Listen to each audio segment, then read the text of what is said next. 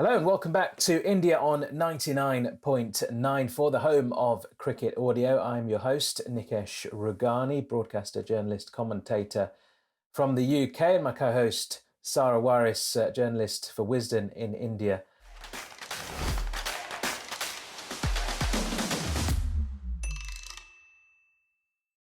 Sarah, how are you? I'm good. Been a hectic few days, but yeah, doing good. Yeah, How are you? it's been very hectic here in the UK as well. Obviously, we touched on it in the last episode. The death of the Queen, obviously, still on everyone's mind and still affecting sport. But sport did go ahead at the weekend. Not all sport. Football was called off. Cricket did continue though, and that obviously included the first T20 international between England and India. I was there. I was commentating for the BBC on TMS, and it wasn't really the ideal start for India up in Durham. I mean, just to Yep. put things into context as well, look, cricket is played in September in England, but usually not international cricket, or maybe you might get one odd test match at the end of the summer played in September, as we saw with England men versus South Africa. And that has been happening for the last 20 years or so, going into September. But for a women's international series to start in September is very rare. Obviously, the 100 has taken place in England and all those types of things. But we're in the north of England, right? We're in Durham, right in the northeast. For those who don't know the geography of England too well, it's quite close to Scotland. You're heading right up there, almost getting a nosebleed. That's how high you're going. And it's cold. It was wet. There was a delayed start by half an hour because it'd been raining all day. It was just it just wasn't cricket conditions. It was autumn in North England, basically. That's the best way to sum it up. Not ideal cricket conditions. You could see the Indians were struggling with a bit of that, but what a humiliation on the face of it, really. England just rampant without some of their biggest players as well. Yeah, and just the issues which we've spoken about so much, the collapses, the fielding, the drop catches, it all just came to the fore again, and it was just terrible. For the ones who were awake till 4 a.m., it was just, rather would have caught up on sleep because yeah, the timings, first of all, the timings of the series is very weird. Like, not weird, I think the matches do begin at 11:30, 12 a.m., so it's very tough for the Indian fans to catch up on the women's cricket. So Yeah. yeah, staying up till 4 a.m. Yeah, to watch for that is anyone that did stay just, up till yeah, 4 a.m. in India, well done to you. yeah. You are probably among the most dedicated Indian cricket supporters around. I mean, it wasn't 4 a.m. in England, of course, but we were there till about 10:30 at night, and it was just it.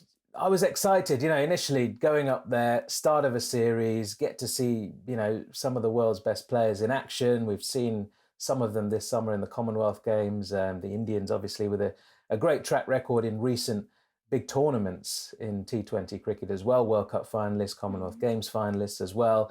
England without several of their best players. Heather Knight not playing, she's injured, and that's Siva pulling out for mental health reasons as well. Catherine Brunt not involved in the T20 series as well. She'll be back for the ODIs, we think. But it just didn't go to plan at all. I mean, the whole weekend, to be honest, right, the weekend, I was really looking forward to it. Get up on Sunday, go and cover the international, hopefully see a great game of cricket, some good individual performances. Then on Sunday, I was due to go to Derby, where the team are playing the next T20 international, and interview for the England women's cricketers. And the BBC is showing that game live on Tuesday. So I was going to be on TV. They were going to use this piece with me and these four young cricketers. India get hammered on Saturday night. Then I get a call on Sunday morning saying that actually they've decided that Kate Cross, senior member of the T20 side, she's going to step in now and interview her teammates. So I don't need to worry about it and I can go home. So Oh. it just did. The whole weekend didn't Yeah. go to plan. And I know it's not all about me, but the occasion. Let's talk about the occasion as well. Obviously, following the death of Queen Elizabeth II, there was no advertising, just like at the men's test match. So all the advertising hoardings were black with just "We Are England Cricket." There was no boundary sponge, there was no music on the night, so that was on the PA system, of course, but that meant that Indian fans, I think, were advised, don't bring in any dolls and stuff. It's just not that kind of occasion. I mean, it still was a good atmosphere. There was good Indian support there, but they had the minute silence at the start of the game and then the playing of the British national anthem, which was interesting because usually I was under the impression that even at T20 internationals nowadays, you play both national anthems as a matter of course. But apparently, according to the ECB, it's not protocol in T20 internationals to play both national anthems. You can if you're at a tournament, an Asia Cup or a World Cup or whatever it might be, but it's not protocol. So they just played "God Save the King" as it is now. And it was good to see everybody sort of getting into the spirit of things. It was quite a somber start to the game, and then the atmosphere really picked up, and there was good appreciation from the India fans for the good cricket that England played, and vice versa for periods as well.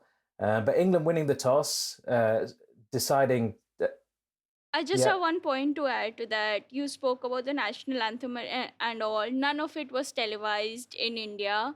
Uh, Directly, the toss wasn't shown as well. So directly, the first glimpse of the match we saw was the first delivery. wow, okay. So that, yeah, that the post match and all, none of it was shown. So that's how it's been. It's not a one off. This is how it's always been. Even for the Commonwealth Games, I think the first match, the toss and all wasn't shown. Only from the second match when it got a little bit of backlash. Then the toss, and then Veda Krishnamurti came in for the analysis and all. So yeah, it's just been a trend to Is just keep this women's is this cricket on Sony? the Sony back have the burners. rights, don't they, for Yep, England yep, it's home Sony. matches? Yep. And then the But this Commonwealth happened Games, in the who World Cup was also. showing that? Sony Okay. also. But this happened in the World Cup also. Star. So it just cut through after India lost the last match. You obviously wanted to see their emotions, and India lost. They were out. Uh, it was Mithali Raj's last international match, and the uh, interview after the match and all with Mithali Raj, none of it was shown. It was directly cut right after the last ball and onto some. I think Ravi Shastri was there. I'm not sure what the next show was, but yeah, it was directly cut after that to show the. I That's think men's were playing then. I'm I not mean, really that's sure what ridiculous, to be was honest. what. That Yeah, is yeah, that's the good thing about being in England, and Sky yeah, Sports, who show most of the home international cricket here. The BBC show the odd match as well, but Sky have everything. Sky show every international home match, men or women.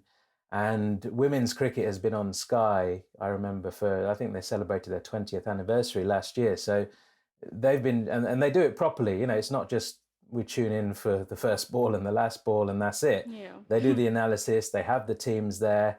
There was a good team of Sky Sports pundits at the match in Durham as well, and they did the pre-match, the post-match. It's all done properly, as it should be. These are cricketers yeah, in India representing the country.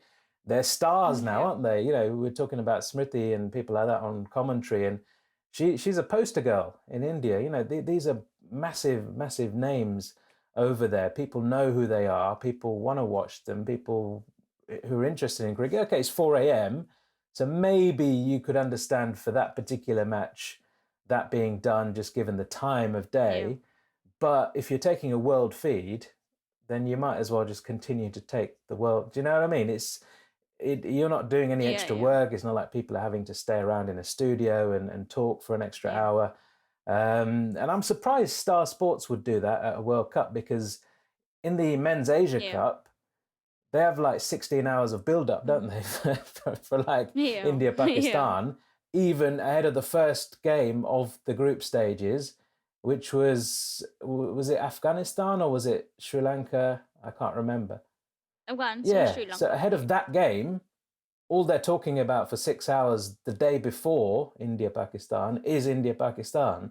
So yeah, they can do that 24 hours before for men's game. It's just baffling, really. And not how it should be. But the match did get underway. England won the toss, decided to have a bowl first, and India. Look, they got off to a reasonable start, didn't they? With Smriti hitting the ball around nicely, 23 from 20 deliveries. Shafali didn't quite get going as she would have usually liked, but she doesn't have to have that pressure all on her shoulders now. She can take her time, get set, and not just get herself out in stupid ways like she has done in the past, just because of the way Smriti's batting and does bat in this format at the top of the order. But at the fall of that Smriti Mandhana wicket, it was just kind of like a snowball effect, really. And they never really got going. Did well in the end to post 132 for 7. Dipti Sharma with 29 not out at the end as well. There were good contributions as well. Harmanpreet with 20 from 15. Richa Ghosh played a couple of nice shots as well. That slap for 6, that slog sweep over mid-wicket impressed me particularly as well. There was a little bit of expectation around, it's great to see her make a debut as well, Kiran Navgire. But I was with Deep Das Gupta on commentary, and he's obviously seen more of her than me. We don't really get the challenge games shown live here and stuff. And, he's seen a lot more of her, basically, raving about her when the team was announced, but absolutely frustrated to the max that she wasn't sent in the power play at number 3, maybe, because, Hemlata was promoted. She's not, she's early into her career, but she's not got a great record. She 7 matches, averaging 5, coming into that particular match. So, not exactly the caliber of person you'd say, all right, well, we can't move anybody above her. She was moved up to number 3, didn't quite work out. And then Navgire comes in way down the order at number 6. And it just felt like a little bit too late, just given her style of play, the attacking nature as well. She would have benefited, you feel, of just batting in those early overs with the fielding restrictions. Yeah. Yeah, and also, the absence of Gemma again was we got to see what Gemma brings to the table. Uh, Her absence, is just India don't have that anchor without her. So I was just looking at some stats, and the top 3 or 4 they average around 30 when Gemma is in the team, and without her the average is 21. So probably just the having Gemma in the side gives even the likes of Mandana and Harmanpreet, Shafali the liberty to play a little more freely. Hemalata, yeah, she's not the best number 3. Karan Navgire could have been promoted, but then again, it was a debut. She struggles against pace. We saw it in the game. So, yeah. And probably I think they are looking for finishers in the side. They've struggled with a lot of finishers. They don't have finishers over the years. We've seen that it's just the top 3 or 4. So probably Karan Navgire is in the side to be that finisher going forward. Probably that's why she was not promoted, because Gemma, I think, will be at number 3. Richa Ghosh, I was happy to see her play. We've spoken a lot about, having specialist keepers in the side, etc. With Shafali, yeah, she's young and all, but I would still like more consistency in her game.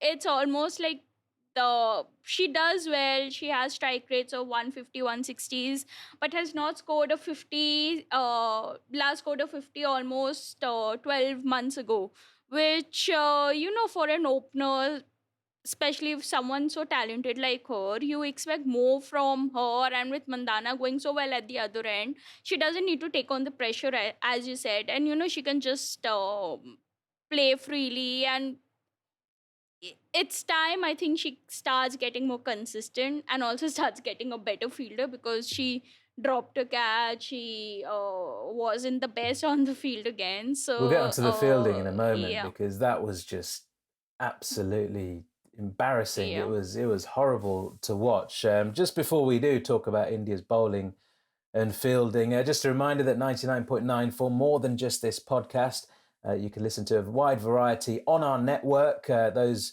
podcasts from other countries as well. Do tune in to Sri Lanka on 99.9 for, I'm sure, they would have either just had an episode dropped or one to be dropping soon on the Asia Cup final victory. What a victory that was for Sri Lanka over Pakistan in the final. So 6 times winners now, just one behind India, and Pakistan again struggle on the big stage at the Asia Cup. Not got a great record over the years. West Indies on 99.9 for South Africa, England as well, who no doubt will be talking about this bizarre summer, really. Looks like 6 victories out of 7 as we stand here, and play is underway just on the final day of that test match, the final test against South Africa. England needing 33 to win. Going into this day, I haven't got it on. I don't know what's happening. You'd expect them to get there with all those wickets in hand. So a weird summer, really, because they've not played well, but they've not batted well anyway. But it's been one of those weird summers anyway, but the results have all gone for them. You can find all the podcasts, including Jared Kimber, who's got Red Inker, of course, focusing on deep issues in the game. We've got Double Century, the history of the game on the 99.94 app on YouTube, or via your usual podcast provider as well. I mean, it's strange, isn't it, Sarah? We almost, not that we don't want to talk about the Asia Cup, but India aren't there, so they weren't there following that defeat to Sri Lanka. So it is what it is, right? It's well done to Sri Lanka. That's what we will say. It was a really great turnaround from them, from being hammered by Afghanistan in their first game of the tournament to then winning it, and given what's going on with their country as well at the moment, just nice for people there to be able to celebrate. But we'll focus on the first T20 again, with India making 132 for 7 then, batting first. It was great bowling performance, you've got to say, from Sarah Glenn, the leggy from England. It was quite hard, actually. I don't know if you've ever sort of seen them playing together that often. Certainly when you're at the ground, when you're on commentary, Sarah Glenn and Sophie Ecclestone, obviously when they're not bowling, when they're just out in the outfield, they're both quite tall, they've both got blonde hair, long ponytails as well. Yeah, different names and numbers on the back, but the ponytail is so long it covers all that. So it's hard to differentiate between the two, but obviously one's a right arm leggy, one's a left arm orthodox. So that is the difference. But she was brilliant. And Lauren Bell making her debut for England. Got a bit of a hammering at the top of the order initially, and then came back fairly well. And, Freya Davis, Bryony Smith contributing. It was a solid bowling performance from England. It was very, very helpful conditions. Initially, the ball from Lauren Bell in particular, who I know took a bit of a hammering. She got her lines and lengths a bit wrong, but the ball was swinging a lot in those early overs as well. So you expected India to do the same, or be able to do the same early on. And it was all going so well in that first over until it was called a no ball when Renuka Singh took that first wicket, or she thought she took the first wicket. It was called a no ball. It was a free hit, and nothing went right for India after that. They just fell to bits in the field. We've talked about ill discipline before, haven't we? But yes, England haven't got Heather Knight. Yes, they haven't got Nat Siver in that batting lineup. But they've got Sophia Dunkley and Danny Wyatt opening the innings. Alice Capsey coming in at number 3. And they were the only 3 they needed, as it turned out. But that's still a hell of a top 3. I mean, the way Capsey's been playing in the 100 is outstanding. She's 18 years old. She's already got 200 winners' medals. And she's not just been part of the team. She's contributed in a big way to those victories for the Oval Invincibles in the 100. So, really quality player. Dunkley, obviously, just coming onto the scene. Danny Wyatt, people in India will know all about Danny Wyatt, probably with the Virat Kohli connection a few years back with that faux marriage proposal on Twitter, I think it was. But a quality player. You can't give these players second chances, can you? And I hate no balls. I hate, how can bowlers bowl, maybe fast bowlers if they express, Brett Lee, Shoaib Akhtar kind of pace, Umran Malik kind of pace. You can understand the odd one, when they're giving it that real extra effort, they're running in at 100 miles an hour. But medium pacers, spinners, it's unforgivable. And to take a wicket off a no ball, it just summed up India's night, really. Yeah, and except Renuka Singh, all the other bowlers went for more than 10 runs and over, including Dipti Sharma, Pooja Vastrakar, Sneh Rana. So then again, last episode we spoke about who next after Jhulan Goswami. Again, who next after Jhulan Goswami? In conditions which were helpful, they the uh, fa- Pacers couldn't do much. So yeah, it's there are a lot of issues for India to solve ahead of the next world event. I think the Asia Cup is next month. So those it's just just the same issues keep coming back to hurt India in bilaterals, the collapses, the bowling efforts, the fielding, and it's just why can't they do that in bilaterals? They're so good in world events, but why aren't they even 1% of that in bilaterals? They do well on and off, but when they travel abroad, they're just so inconsistent. So what's going wrong for them? Why are they so good in world events and not uh, they played in similar conditions in the Commonwealth Games. It was in England. So just less than a month later, why is it that they are so inconsistent and just unable to get It's any help at frustrating, all? and look, there as well as me and Deep on Yeah. commentary, there are a couple of English commentators who even they had their coats on. It was that cold because it was quite late at Yeah. night as well, and we're right up there in the northeast of England. So in September, and it was a wet day, and it just wasn't pleasant. So they were feeling sorry for the Indian fielders, but I walked around and it was a bit nippy, but you're out there, you're in the field, you're running around, you can keep warm enough. You just put an extra layer on or something. It wasn't that bad. I mean, I've played in worse in England in early season in April and things like that, and it can be really really cold, and it wasn't. It was like the daytime was about sort of between 18 and 20 degrees, and it kind of dropped by 4 or 5 degrees in the evening. So it's not, I know by Indian standards that's pretty cold, but try playing in England in early season in April and May sometimes, and it can be like single figures, and that's when it's really cold, and you got the old school knitted jumpers on and all that kind of stuff. And even then, you need the hand warmers.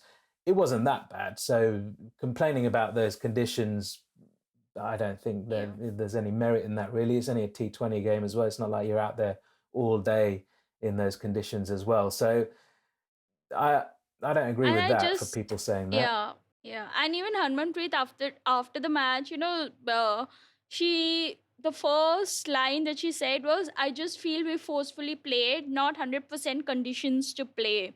So many chances to get injured. One of our players got injured also, so we were one bowler short." I think she was talking about Radha Yadav. But just that line, like she didn't say we could have been better in this aspect or that aspect, just to say that we forcefully played. Do you know what it I is? think she I'll can tell do you what it is. better. Yeah. I was there obviously, and she was just pissed off even before the match started. You could just Yeah. tell that face, you could sense that something was up. Now, before the match, everything was being set up. The players were warming up as normal. The stumps were in the pitch. The pitch was being mowed, the last minute little trim that they do.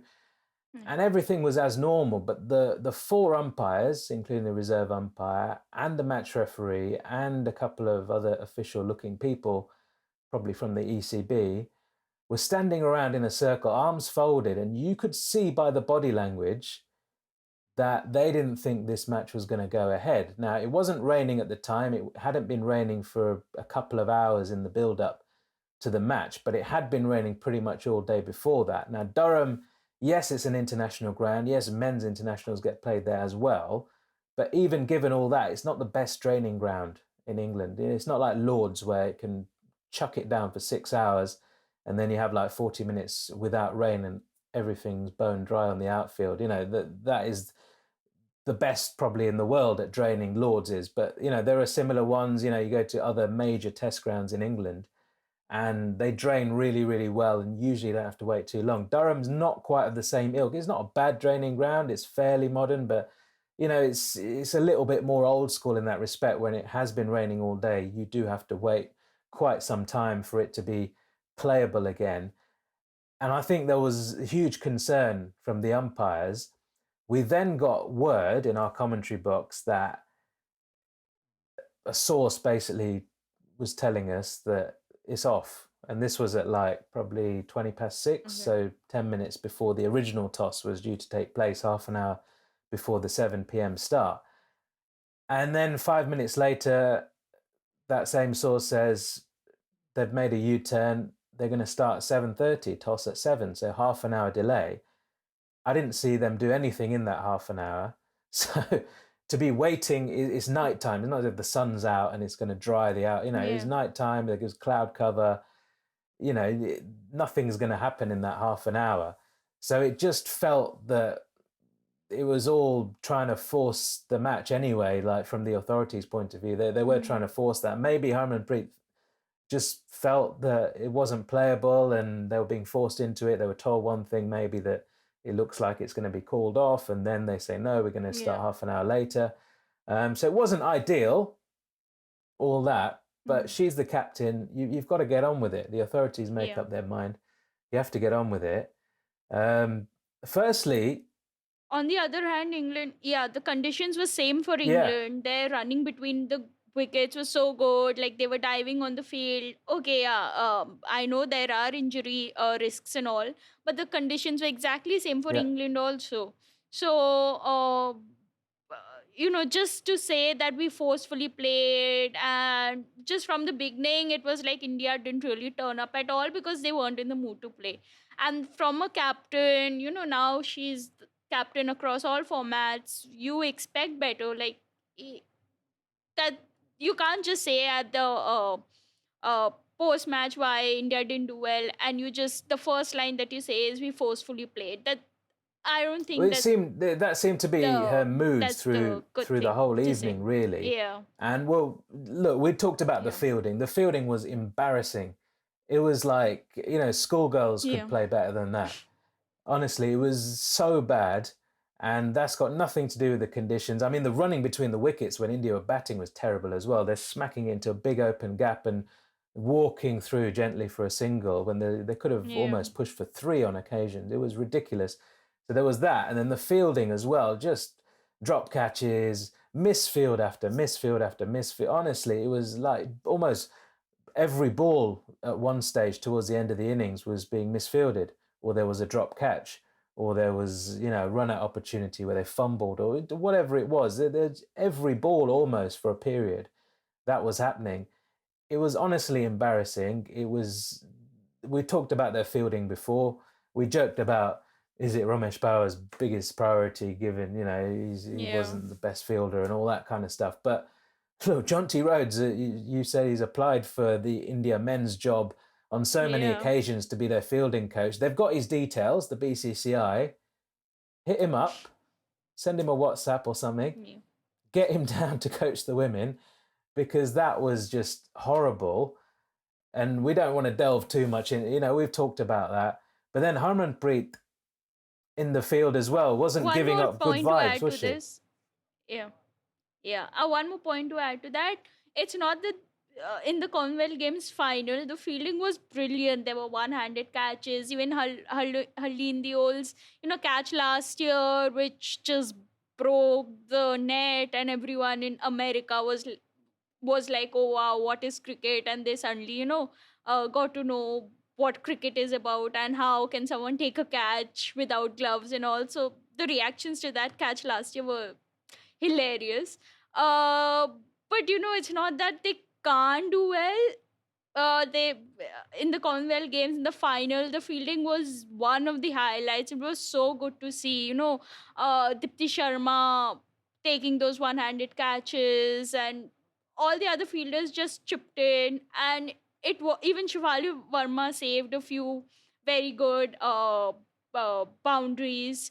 So it's not that they can't do it. Maybe as we've spoken about, they doing well in pressure situations. So it's probably, I don't know, it's Well, look, if Why they don't do it in yeah, bilaterals, but it's bilaterals, yeah, but it's then it's just the inconsistent. inconsistency, Yeah. isn't it? Because all right, they stepped up to the plate in the Commonwealth Games, like you say, but then Hmm. in other pressure situations like World Cup finals, they Yeah. they fall to pieces, and in those pressure situations in the field as well.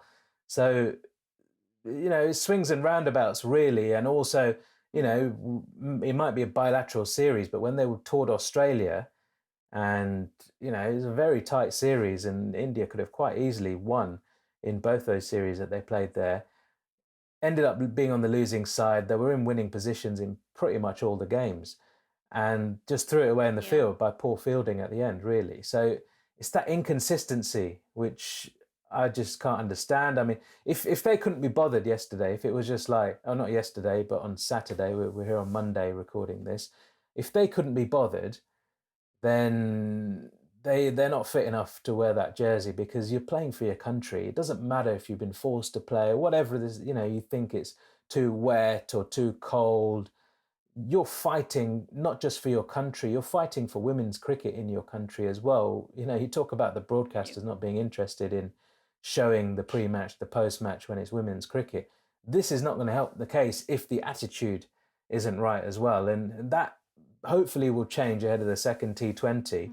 Mm. But it doesn't help when your captain loses the plot out there. I mean, her body language was terrible for the whole evening, really.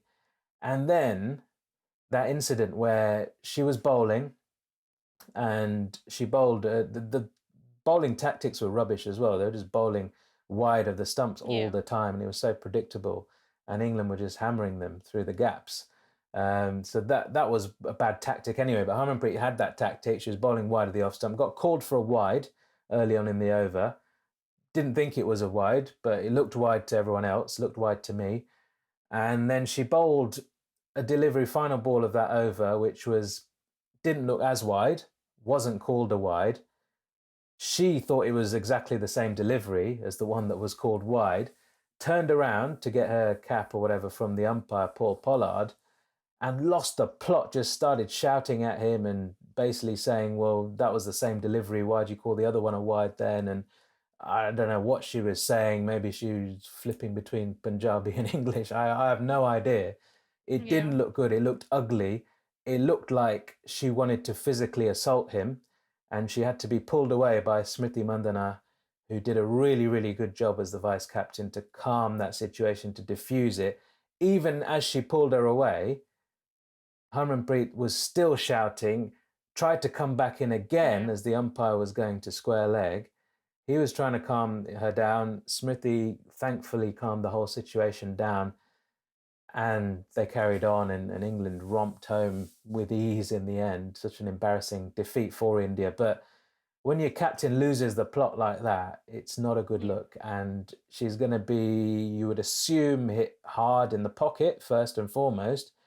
She might even get some sort of disciplinary action in terms of being suspended, because you can't do that to umpires. I mean, even questioning a decision is seen these days as dissent, and you can get suspended for that. This is literally going for the umpire in his face, shouting the odds.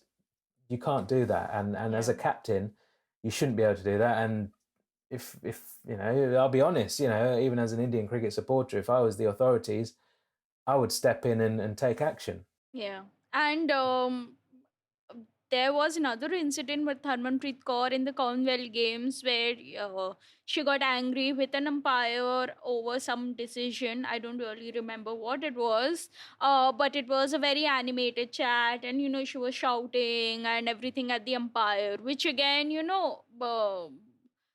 yeah, being the captain, Virat Kohli got so much of flack for just he. I don't remember an incident where he shouted at the umpire in this way. There were a few glares and all, but he got criticized for those glares also. There's a So, way of doing it, isn't there? I mean, look, yeah, everybody, yeah, I've played to a high yeah, level, and I didn't like umpires at times. You felt particular umpires might be making either wrong decisions or just be slightly against you in some way. And at the international level, look, you've got to hope that these days, with all the technology that's available as well, that they are being as fair as they can. They're going to make mistakes at times. I don't think he made a mistake last night, and it's such a petty thing, isn't it? When you're getting hammered like that, one run Yeah. that was signaled a wide. It's in the context of the game, it wasn't a big moment, but it's just the culmination of the whole evening looked to have she'd had enough and she needed to blow up, and that's how she did it. And that you can't do that. And the way Kohli did it, he used to have Yeah. animated chats with the umpires, and it looked as though he was talking loudly, but often it'd be in full stadium, so he'd have to raise a voice. It's just his expressions. He looked very expressive when he was talking, but he wasn't hurling abuse at the umpires, if you see what I mean, until his final Yeah. test Yeah. match, where he did lose the plot and he talked into the mic and accused the South African Yeah. broadcasters of controlling the DRS and whatever, which, he'd had a difficult time mentally, and he lost the plot basically on the field, and we all Yeah. attest to that. Later, he said he faked his intensity. So that probably was an incident where it did look like he was faking his intensity, just to Yeah, get under that the plus I skin just of think the whole the South captaincy Africans. So, debacle yeah. with everything, it was Yeah. just it got too much, and that I don't know if that was fair. I think that was just a natural reaction and just something which he would regret if he looked back at. If you asked him a couple of years down the line, do you regret that incident? Yeah, he would regret that incident, I feel. And Harmanpreet should regret this as well, because the way she did it, I've seen other cricketers do. I've never seen Virat Kohli do that, because usually he had the intensive chats with the umpires, but then you'd see him having a joke and a laugh with the umpires as well. So Yeah. there's a balance, isn't there? You can question decisions sometimes if why is that not out, or why whatever. But as long as the umpires are consistent, that's all you want. And I felt there was nothing wrong in Yeah. what Paul Pollard did, and hopefully we don't see any more incidents like that in the future. But it'd be interesting to see what happens to Harmanpreet. So ahead, assuming she plays, of course, and she doesn't get suspended ahead of that second T20 international, how can India improve? I mean, they need to improve every department, don't they? Yeah. First of all, I would just there's Meghna sitting on the bench, and she's had a very good 2022 where she played the series against New Zealand. She was giving India very good start. So I just want her to come into the 11. I'm not sure in place of who, probably Himalata. Uh, but I would really want to see her in the 11 because, with Mandana, Shafali, Meghna, Harmanpreet Kaur, then Kiran Navgire to follow, Richa Ghosh, at least it feels that there is some firepower in the side. Then with Dipti Sharma and Pooja Vastrakal, Sneha can chip in. Uh, that would be a better 11 in my side. It was not the worst 11 that they fielded, but with Meghna, I would really want her to play because she's done well, and India kind of need those aggressors. And I hope that they stick with Navgire also, because this team is known for making weird selections, dropping players for no reasons, and so I would like her to get an extended run, and yeah, just these two. I'm not sure what Radha Yadav's fitness is. Like, what's the status on her fitness? We will never Um, know. We Hope will never know. she's It's the yeah. We'll BCCI. never know. They rarely tell us about Yeah, the men's team, let alone the women's team. The true. Yeah. communication is poor. What's weird is, yeah, sorry for cutting you, but what's weird is Gemma Rodriguez is still in Yes. Bangalore. You told me the other day, but she's still in the squad. No replacement has been named, nothing has been named. So she's still in the squad, and Yeah, she's not going just, to play. She's yeah, from what I hear, yeah, she'll remain in Bangalore. I mean, it's too much now to come over for a couple of matches. Obviously, they've got the ODIs yeah. as well, but it doesn't look like that's going to happen. So it looks as though she's going to miss the entire tour of England this time around. And we wish her well in her recovery, but it'd be great if the BCCI could just communicate things to us journalists a little bit better, and in Mm. turn, obviously, the fans as well, who are keen to know on the fitness of these big players ahead of big series. So, look, India trailing them by 1-0 in this 3-match T20 series. ODIs to come after that as well. We're also expecting the men's T20 World Cup squad to be announced today as we sit here, expecting, again, it's the BCCI, so it will be announced at some time, but, aram se, it doesn't matter when. We'll just send out a press release at midnight. It's fine. So we'll see. What's funny is, the meeting is post-lunch and the announcement is post-dinner, which is, just BCCI things. Post-lunch. And what are they doing in between The best then? was, I remember I think the squad for South Africa was announced on 31st December at 10:30 p.m. And, nothing can top that.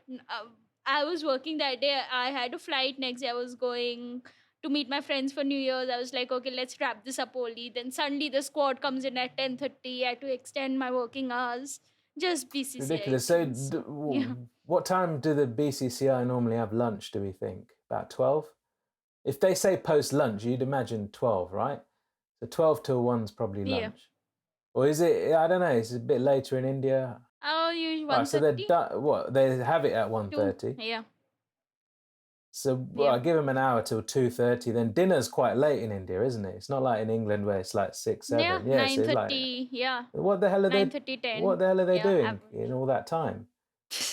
Are there drinks at this meeting? Are they having a party? Or, they'll discuss the squad for a couple of hours, but surely they'll have an idea, right? So Rohit Sharma would come on the call, you'd imagine, as well.